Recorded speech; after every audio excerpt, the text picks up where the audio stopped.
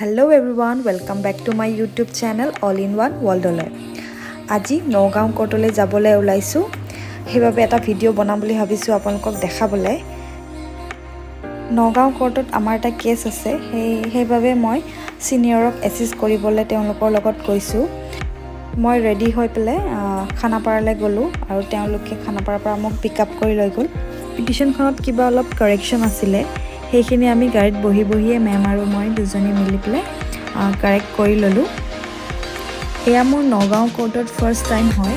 আজি মই first time আহিছো নগাঁও কোৰ্টত। ধুনিয়া কেছ কৰিও ভাল লাগিলে। এতিয়া আমাৰ কেছ কৰা হৈ গল। আমি এতিয়া যাবলৈ ওলাইছো ঘৰলৈ।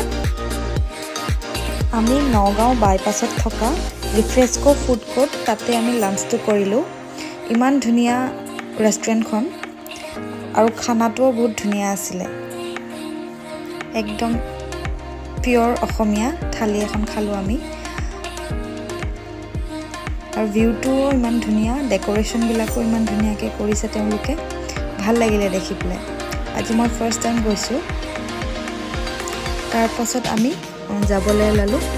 তাৰ পাছত আৰু চিতাজখলাত ৰলো। অলপমান বজাৰ কৰিলো, বজাৰ চালো। চিতাজখলাৰ গাখীৰ দিয়া চাহ মোৰ মেমহতে খালে। তাৰ পাছত আমি আৰু যাবলৈ ওলালো ঘৰলৈ।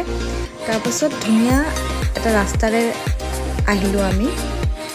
জেগাডোখৰৰ নাম নাজানো কিন্তু ধুনিয়া আছিলে জেগাটো।